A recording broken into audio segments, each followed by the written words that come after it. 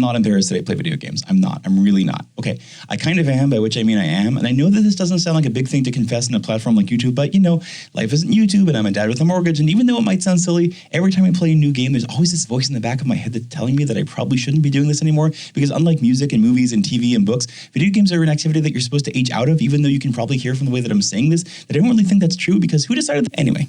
This is a long way of saying that I love video games. I like the idea that there's an art form that is entirely about designing an experience for others, which is basically what it means to design a game.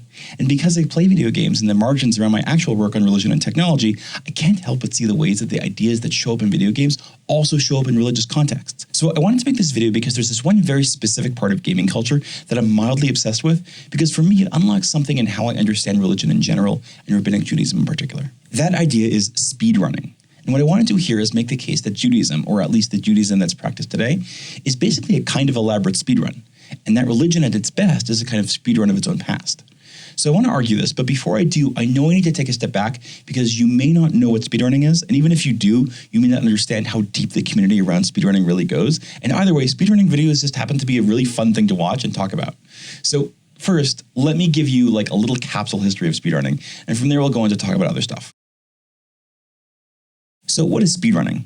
To explain it, I think it's helpful to consider something that's not speedrunning, but which is a kind of spiritual cousin, which shows up in the first third of Ready Player One, Steven Spielberg's movie adaptation of a book about a society that's given itself entirely over to games. At the beginning of Ready Player One, there's this race that you need to complete in order to get started on the main quest of the movie, but nobody has ever actually been able to complete it. The first time you see the race, you see that it's basically impossible to finish. The whole course is designed to kill as many players as possible. There's no way to reach the finish line without a literal King Kong smashing your car to pieces. In other words, if you play the game the way it's designed to be played, you're always going to lose. And then Wade, the movie's protagonist, has an epiphany. What if the challenge isn't about the race course, but about the person who designed the race in the first place? What if the whole course is besides the point? The next time the race starts, Wade immediately puts his car in reverse and discovers a hidden path that takes you underneath the entire race course without a single obstacle getting in your way. And as a kind of confirmation that this route is correct, taking this underground path also allows him to see the race course from behind the scenes, so to speak, the way that it would appear to developers rather than to players. The message here, which is repeated over and over again throughout the movie, is that you can play games the way they're designed, but the real way to win is to think like a game designer. The reason for this, I think, is that when you play a game, you're purely playing inside of someone's fantasy. But when you play the designer, you're playing inside a structure that has reality in it. And for many people, that feels really important. And this is where speedrunning comes in, because speedrunning takes the idea of Ready Player One and kicks it up one important notch. In Ready Player One, the way that Wade wins the game is still part of the game's intentional design. It just happened to be that the game is designed to be subverted. Speedrunners, on the other hand, often play the game in ways that it was not designed to be played, often in ways that the game's designers didn't even realize were possible. You can actually find videos on YouTube of game designers watching speedrunners basically break their games, and these videos, I love watching them. They're one of my guilty pleasures. All right, now we get to watch people completely break the game. Wow, they are too. Oh, look at it. Oh, what's this? Oh, no. Why are they doing that?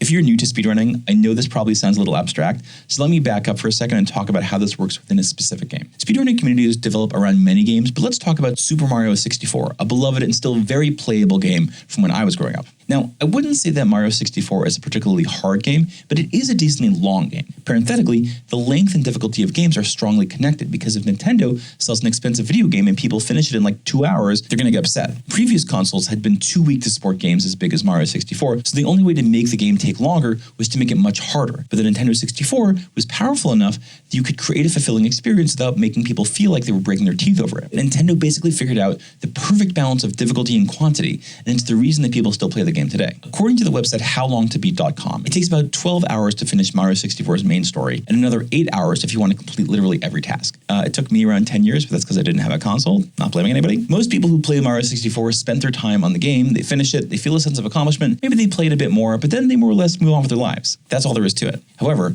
there is a small but very enthusiastic set of people who don't just want to beat Mario 64, they want to demolish it, to beat it faster than anybody ever intended. That, in essence, is the goal of speedrunning, to take a game that isn't designed to be a race and make it a race anyways. And if there are speedrunning fans watching this, I'll just say, I know there are other kinds of speedrunning, like the people who beat Mario 64 while blindfolded or don't press the A button. Yes, we're going to talk about this stuff a bit, but for the sake of simplicity, we're mostly going to stick to beating games quickly. The shift from win the game to win the game quickly doesn't sound like much, but once you've made that shift, you fundamentally change your relationship to the game and also to all the other people who are playing the game with you. If you're playing Mario just to beat the game, you're doing something that's fundamentally asocial. And you're probably doing it by following the sort of subtle design rules that Nintendo has been so expertly crafting for decades. When you speedrun Mario, on the other hand, your real competition is no longer the game. It's all the other people who are also playing the game. And the way you play the game is no longer based on how the designers are trying to get you to play, but instead on anything and everything in the game that can shave your time down by even a fraction of a second. To understand how this changes the way you play, consider something like the simple act of walking. In Mario 64, the main character, I'm blanking on his name right now, I'm sure it'll come to me later, he mostly gets around by walking with occasional breaks for when he needs to jump, wall kick, shimmy up a pole, but it's usually fairly clear when each of these moves is supposed to be used. You may not always be able to do what the game wants you to do. If you could, then it wouldn't be much fun, but you always have a pretty clear sense of what is expected. And most of the time, what's expected is walking. Now, how does a speedrunner move around in Mario 64? Well, very early on, players realized that walking is actually one of the slowest ways of moving around the map, and that any player who stuck to walking had basically no chance of getting a world record. Instead, most speedrunners today get around by chaining together long jumps, because, as it turns out, Mario's speed while long jumping is just the tiniest bit faster than regular walking. Playing the game this way may look a little bit crazy, but it's also very effective. And this is really just the start. Jumping around the map may look strange, but it's only slightly unconventional. That's not true for a lot of other speedrunning strategies, like rapidly jumping backwards up a long set of stairs so you can skip a huge portion of the game. Strategies like this work by exploiting hidden bugs that the developers either didn't know about or didn't think were worth fixing. Over time, speedrunners turn bugs like this into the foundations of a speedrunning strategy. Mario isn't supposed to be able to scoot up a staircase backwards, but speedrunners have made the backwards long jump, BLJ to his friends, such an integral mechanic that it's hard to imagine playing the game without it. Today, when you watch someone speedrunning a well-worn game like Mario 64, part of what you're seeing is just someone playing the game well, but most of what you're seeing is a chain of exploits that were never intended to be part of the game at all. These mechanisms didn't come from the developer, they came from a speedrunning community. If this all sounds astounding to you, it actually goes one level deeper.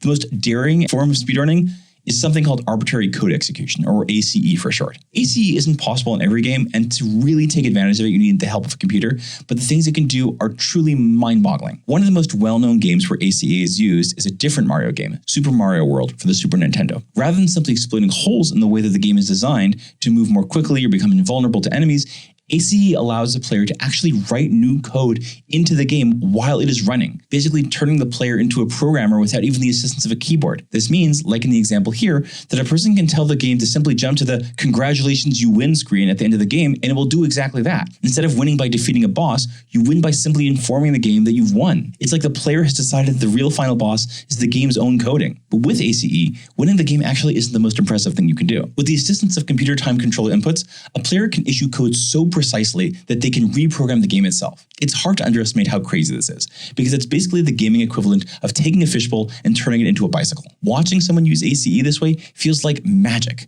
because it doesn't seem like it should be able to do anything interesting, and yet somehow it does. In this video, for example, you watch the player jump around Super Mario World chaotically for around 100 seconds, then the screen starts glitching, and when it stops, you find yourself looking at a menu that contains not one, but two entirely different games, Pong and Snake, neither of which is contained anywhere within Super Mario's actual coding, which exists because the player has literally supplied their code in real time using nothing but controller presses. This transformation of a game is so advanced that the only evidence you're still playing Super Mario World at all is that the graphics used in Pong and Snake are reused sprites from elsewhere in the original game. Or take this guy who used the same technique to inject the code for Flappy Bird, a game that wasn't invented until years after Super Mario World came out. In the hands of these users, video games almost cease being games at all. Instead, they're more like raw materials, waiting to be crafted into whatever shape the player has in mind, and you win not by saving the princess in the castle or whatever, but by transforming the game in the most radical way possible. The folks who enjoy Super Mario World by turning it into Flappy Bird aren't that different from the folks who take the classic first-person shooter Doom and figure out how to get it to run on basically anything with a screen, including a rotary phone, a treadmill, an ATM, a Lego brick, even a pregnancy test. All of these people are still playing games, but the joy comes in the ability to circumvent and transform, to do things to the game not despite the fact that the developer never expected it, but because the developer never expected it. I'm explaining it this way because I think it gets to what I love most so much about speedrunning. Speedrunning is fundamentally a communal experience, not just because you're competing against other players, but because speedrunners develop by pooling their knowledge about all the unexpected ways you can optimize your runs. In developing these strategies, speedrunners aren't just delving into the game as it was meant to be played, they're digging into the development process itself and treating the wrinkles in that process like they're part of the game. Normal players play the game. Speedrunners play the developers. The communal aspect of speedrunning has another important consequence, which is that games that attract speedrunners tend to stick around longer than games that don't. These days, a well-received AAA game can expect maybe a year in the spotlight before people move on to the next big thing, but speedrunners will stay interested in a game for years or even decades after the release. Mario 64 is a perfect example of this. I mean, yeah, I'm sure there are plenty of millennials who boot it up on an emulator now and then because they're nostalgic about middle school. I've certainly done that, but I can tell you from firsthand experience with my own kids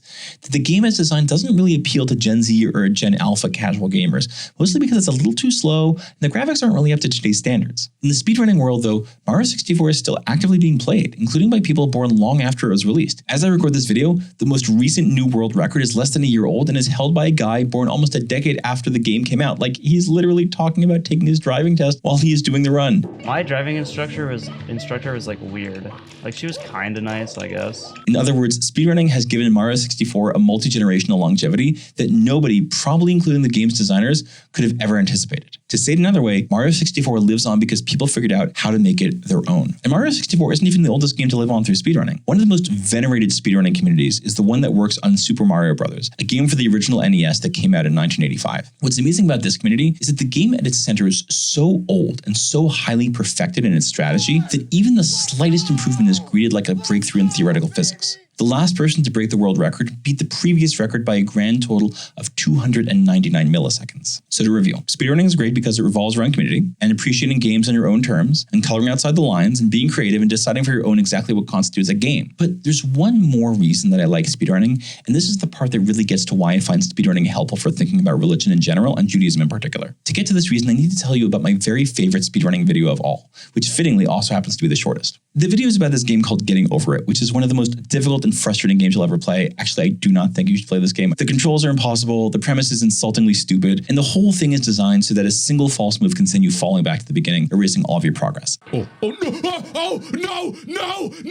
Oh God! No! The game is made by demons, and it's designed to maximize feelings of despair. To be entirely honest, I don't really know why people play games like this, but I also don't know why there are so many games about Sisyphus pushing a boulder up a hill, when the whole point of that story in Greek mythology is that pointlessly pushing a boulder up a hill forever is just about the worst punishment possible. But anyway, that's neither here nor there. For most people, this game is basically impossible, but some people really do complete it, and a very, very small number of people like to race each other to see who completed fastest. In the video that I'm talking about, the game's developer, Bennett Foddy, narrates as he watches someone complete his cruel game in exactly 84 seconds. As Foddy watches, he says one of the most profound things I've ever heard anyone say about a video game. He says, "I think in a way, the role of the speedrunner is like the exact opposite of the role of the game designer. A game designer painstakingly carves a beautiful sculpture out of wood, first chiseling it out of raw block, and then gradually rounding off any rough edges, making sure it works when it's viewed from any angle. The speedrunner takes that sculpture and they look it over carefully from top to bottom, from every angle, and deeply understand it. They appreciate all the work that went into the design, all the strengths and weak points, and then, having understood it perfectly, they break it over their knee." That's why I love speedrunners. The speedrunner, in other words, has an inherently antagonistic relationship to the game designer because it's the speedrunner's job to know the game better than the developers themselves, to seek out the game's holes not for the purpose of sewing them up, but in order to ram a car through them. The irony is that the speedrunner can only do this by really and truly understanding the game, knowing it in a way that the developer never intended it to be known. The speedrunner and the developer understand the game at the same level, but one is trying to undermine the other. If this sounds like military conflict, you'd be right. In the classic science fiction novel Ender's Game, the central emotional struggle is that you can't win a war unless you fully understand the enemy. But understanding the enemy at this level also means that you end up destroying the people who you appreciate most deeply. I thought you were a teacher. There is no teacher but the enemy. I don't think most speedrunners feel much guilt about what they're doing. After all, we're still talking about Super Mario here, but there really is a tension between the developer and the speedrunner, each of whom understand the game totally, but have very different intentions with it. The developer makes the game and throws it into the world. The speedrunner picks up the developer's torch and takes it to places that the developer could never have even dreamed of. And that, in essence, is exactly what Rabbinic Judaism does to the Hebrew Bible. There's this story buried deep in the Talmud that is rightly recognized as one of the most profound statements of Jewish theology ever made by the rabbis. The rabbis are sitting around, they're discussing the law, they start arguing about this strangely constructed oven called the oven of Achnai, which uses a loophole that I'm not going to explain here to avoid becoming ritually impure, despite the fact that it functions exactly like a normal oven. One rabbi, Rabbi Eliezer, declares that the loophole works, but all the other rabbis disagree. In situations like this, the majority usually wins out.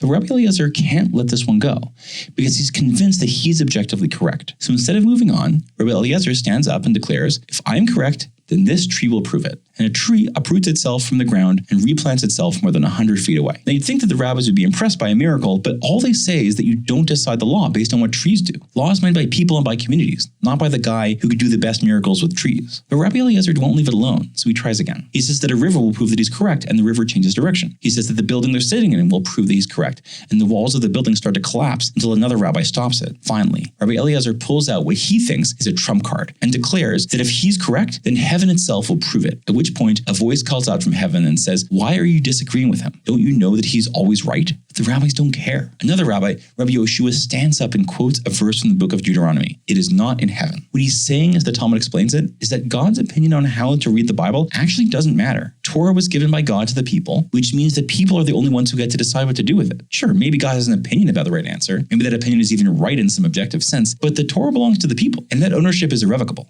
It can't be snatched back, no matter how much God wishes it. To bring this back to gaming for a second, this moment reminds me of one of my favorite online exchanges of all time, between the official Uno Twitter account and some random player. In 2020, the Uno account tweeted that you're not allowed to play a +2 card on top of another +2 card, to which a user responded, "Thank you for the cards, but we'll take it from here." This actually wasn't the first time that Uno's management tried to clarify the rules of the game, only to be shot down by players. In fact, the idea that Mattel, which owns Uno, no longer controls the rules of Uno has become so pervasive that the company started tweeting clarifications and daring people to go ahead, roast us as a way of increasing engagement. That might still be the only company licensed to sell Uno cards, but the rules to the game no longer reside with the Uno Corporation. Not because the company did anything wrong, but because Uno, like all games, puts players in charge. And once you've given players control, they don't really ever give it up, even to the people who made the game in the first place. Now, the Uno Corporation seems to have resigned itself to being ignored, but the Talmud suggests that God actually comes to relish being defied. As a kind of epilogue to the story, the Talmud says that Rabbi Natan had a conversation with the prophet Elijah, who in many Talmudic stories is a kind of intermediary between human and divine realms. When Rabbi Natan asks Elijah what God thought about the whole exchange, Elijah answers that at that moment, God smiled and said, "My children have defeated me, my children have defeated me." In other words, God was actually proud that the rabbi stood up to him, in the way that parents are often proud when their children grow old enough to challenge them. Yeah, it creates conflict, but it's also a sign that your kids are coming into themselves, or becoming their own people. This is a nice story, but the thing you need to remember about it is that it's a story written by the rabbis.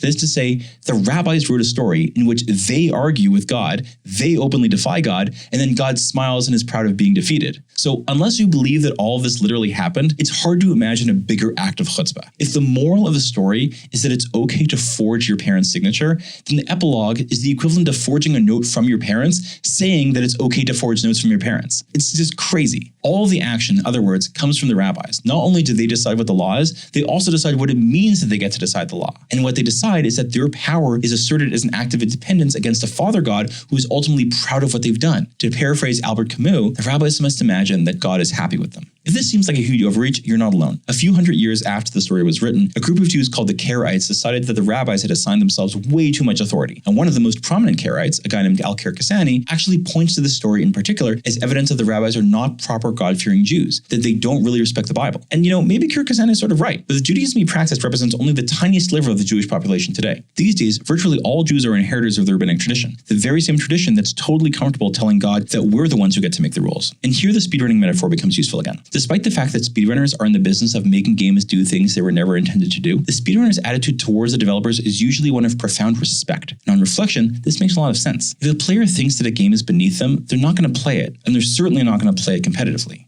Rabbinic Judaism, too, may be premised on humanity's capacity to reinterpret the Bible, but in doing so, it is also constantly affirming that the Bible remains important. It's hard to imagine a greater sign of respect than the willingness to stay engaged with the same set of text for thousands of years. It's worth noting that for both the rabbis and speedrunners, all of this is possible only because of one very specific expectation.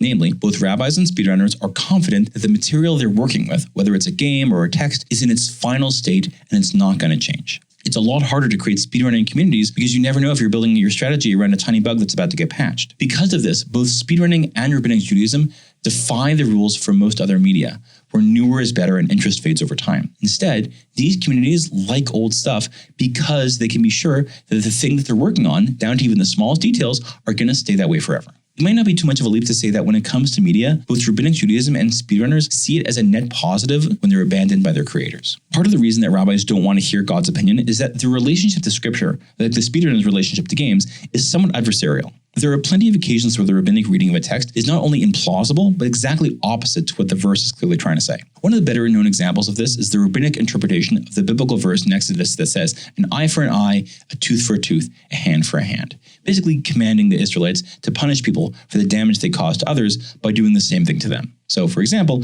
if you blind someone, you should be punished by being blinded yourself. The legal term for this is lex talionis, and I don't think I need to tell you that it's a terrible idea. The rabbis don't seem to like it very much either. In their interpretations, the verse is obviously about monetary penalties, and has absolutely nothing to do with physical retaliation. But of course, this is a pretty hard sell. When the Bible says an eye for an eye, it pretty clearly means that. But the rabbis aren't afraid to read the Bible against its literal meaning, and sometimes that means the rabbinic interpretation of a verse is exactly opposed to its literal meaning. For the rabbis, that's okay. The Torah isn't in heaven anymore. Humans are the ones that get to set the rules. I want to really emphasize that this adversarial relationship is deeply embedded in rabbinic Judaism, and it applies to things that the rabbis themselves wrote too. Yeah, sometimes the people who study rabbinic texts are really just looking to be inspired, but a lot of the time they come to a text looking for a fight. And the history of rabbinic interpretation is full of rabbis fighting their predecessors, sometimes pretty viciously. In one well-known story from the Talmud, two rabbis who have studied together for years have a sort of scholarly breakup, and shortly afterwards, one of them dies. The remaining rabbi, Rabbi Yochanan, is recommended a new study partner, and the new guy is definitely very smart, but he's also a sycophant, a yes man, and all he does is say that every idea that Rabbi Yochanan says is correct. This drives Yochanan crazy, because he's not looking for validation, he's looking for friction. In the words of a different Talmudic passage, study partners are like knives, pushing against each other, each becoming sharper in the process. What I want you to notice, though, is that this friction is learned friction. It's smart friction. Reinterpreting the Bible isn't something that just anybody can do. You need to know it backwards and forwards, including and especially all the parts that don't seem all that important. You see, like speedrunners, rabbis are incredibly detail-oriented. Entire reinterpretations can rest on a single letter, or even on a single vowel mark. The rabbis might connect two verses in two totally different parts of the Bible because they happen to share a single word. If the Bible says the same thing in two slightly different ways, they might suggest that it's hinting at two different laws. The Talmud records that one rabbi found meaning in every instance of the Hebrew word et, which is just a grammatical marker and has no semantic meaning whatsoever. In English terms, this is kind of like opening the King James Bible and finding meaning in the fact that every sentence starts with a capital letter. Again, just like speedrunners grab onto tiny features of games and turn them into entirely new mechanics, the rabbis of the Talmud grabbed onto features of the Hebrew Bible that often seem unremarkable and built whole new areas of law around them. And also like speedrunners, the rabbis are completely aware that the things they're building are largely disconnected from the content of the Bible itself, despite the fact that they claim the Bible as a source. Take Shabbat, for example, the day of rest.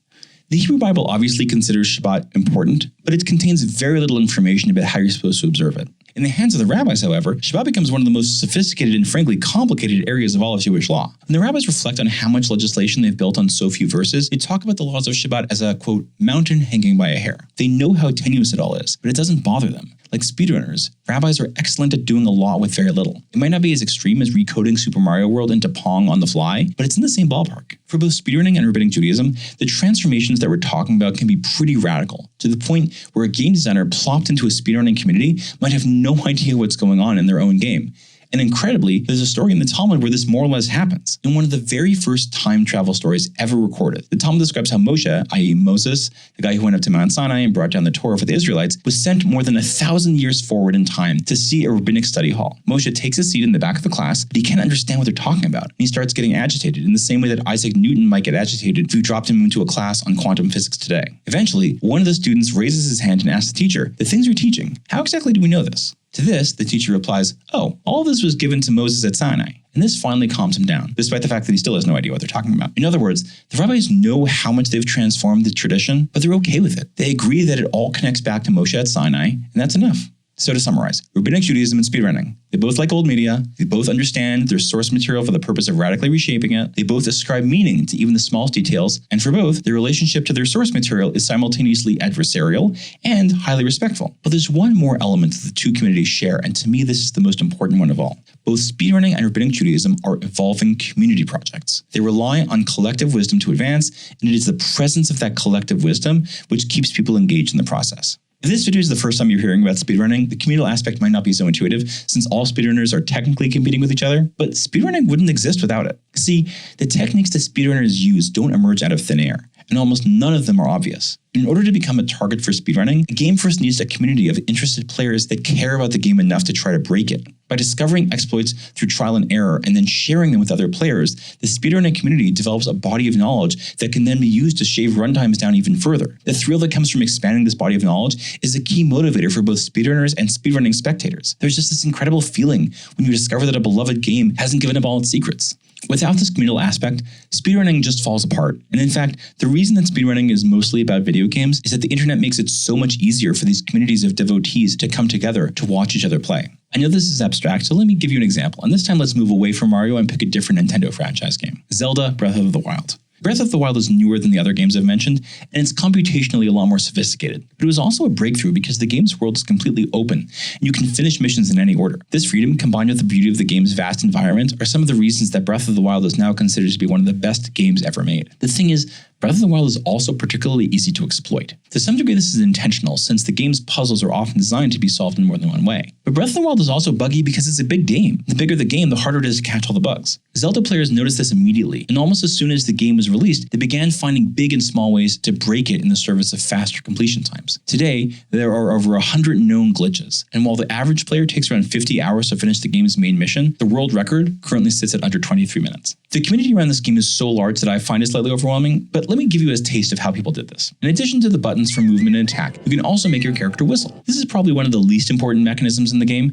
but less than a week after launch, players discovered that if you held down the whistle button while running, you could basically run forever without becoming exhausted, significantly speeding up completion times. 2 years after that, a Japanese player discovered that carefully placing a pair of bombs behind your character and then exploding one of them would hurl you into the air at astounding speeds, allowing you to skip huge portions of the game. 3 years after that, players discovered an even more complicated glitch that allows you to float through the sky without needing to hit the ground at all. These techniques, called whistle sprinting, wind bombing, and BLS sliding respectively, are now integral parts of the game as it is played in online communities, despite the fact that none of them are supposed to exist. What I want you to see here is that the community is building something new out of these games, and in the process, it is also rejuvenating itself and keeping the games alive. People tend to get bored of games when they feel like there's nothing left to see, but speedrunners construct new goals and new obstacles that can dramatically extend their shelf life. Transforming a system with fixed mechanics and objectives is something that feels more like a blank canvas. In fact, with some types of speedruns, you get the sense that they've been constructed because players just don't want to say goodbye to the game. Like the people who want to complete Mario 64 without using the jump button, which creates a whole new set of challenges and forces you to see every single course in a new light. One of the greatest examples of this community-driven longevity is the game Tetris, which launched on the NES back in 1989. Because Tetris blocks fall a little faster with each passing level,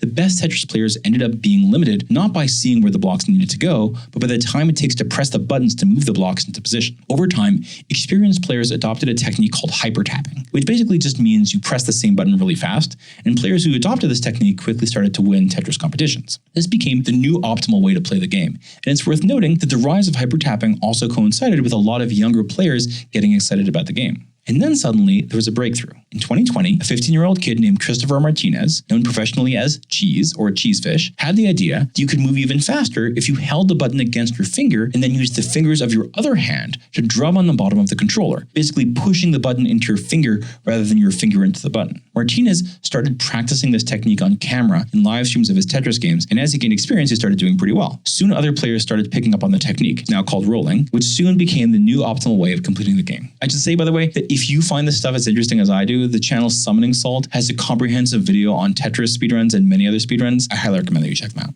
In 2024, Willis Gibson, known professionally as Blue Scooty, used the rolling technique to do something that wasn't supposed to be possible. He beat the game. You see, Tetris doesn't actually have a scripted ending.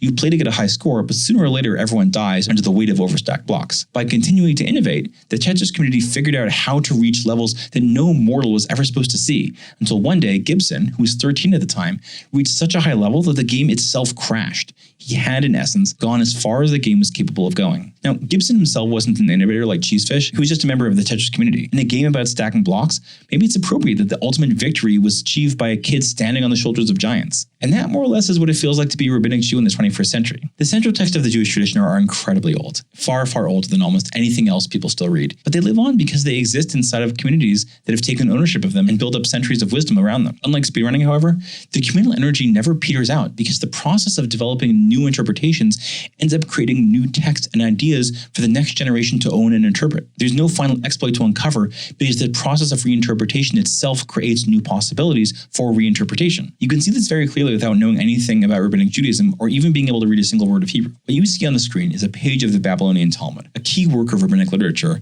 completed probably sometime around the 6th century. As you can tell, the text on the page is broken up into different columns and different sizes. The reason for this is that it isn't a single text. It's many texts written over centuries, with each layer trying to understand the layers that came before it. And actually, there are even more participants in this conversation than there are text boxes, because the core text of the Talmud, that's the text box in the center, is itself composed of centuries of conversations between rabbis. Many Jewish religious books are formatted like this because learning Torah is rarely about studying just one text. It's about studying a cloud of interrelated texts developed over centuries, ideally with a study partner so that you can argue about them even more. To put this another way, each Jewish text is simultaneously a speedrun of a game and a game of its own. And all these texts continue to thrive because they live within communities that celebrate the development of new ideas and the study of old ones. So I think you can tell that I really like this way of engaging with this sort of content, and judging by the popularity of speedrunning online, I don't think I'm alone. But there is one big caveat to this entire discussion, which is that not every speedrunner is looking to massively transform the game into something else entirely. At some level,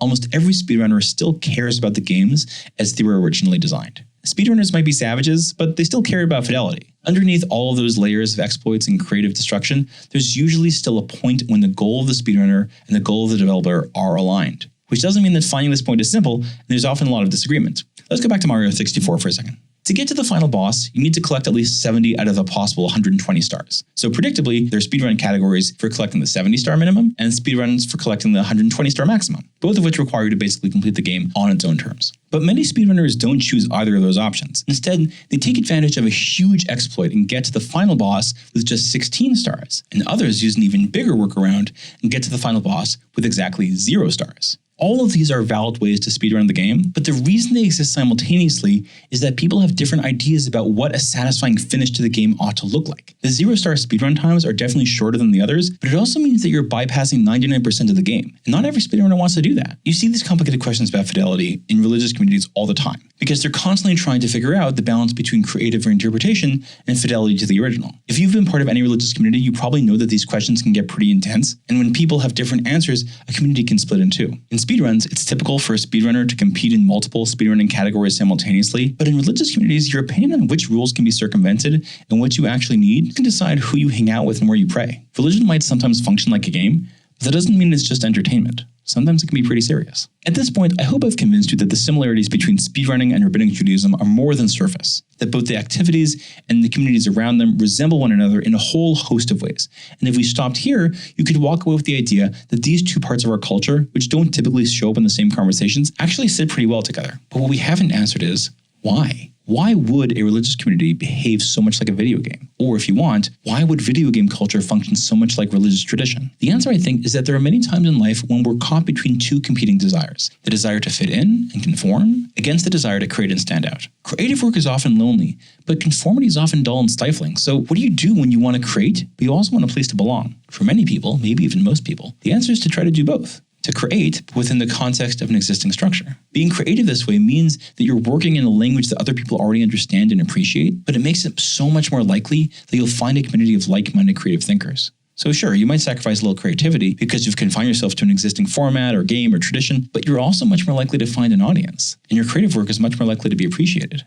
Both speedrunning and Rabbinic Judaism do this because at the heart of both communities is something beloved that people want to make their own. For games, this urge to gain ownership is driven by the fact that games by their very nature are always putting you in control. For Rabbinic Judaism, the urge to take ownership is driven by a desire to find meaning in the texts that you learn from a very young age, which themselves are full of people constantly taking the mantle of ownership from previous generations of readers. In both cases, the rigid structure of game mechanics or legal codes actually makes it easier to devote your energy to innovating, since your creative moves will be easily legible to others in your community. Rabbinic Judaism isn't a game and games aren't a religion, but both use the rule as a building block to construct meaningful experiences in much the same way that a painter uses paint to construct beautiful paintings. Does this mean that speedrunning Tetris is just as valuable as a religious tradition?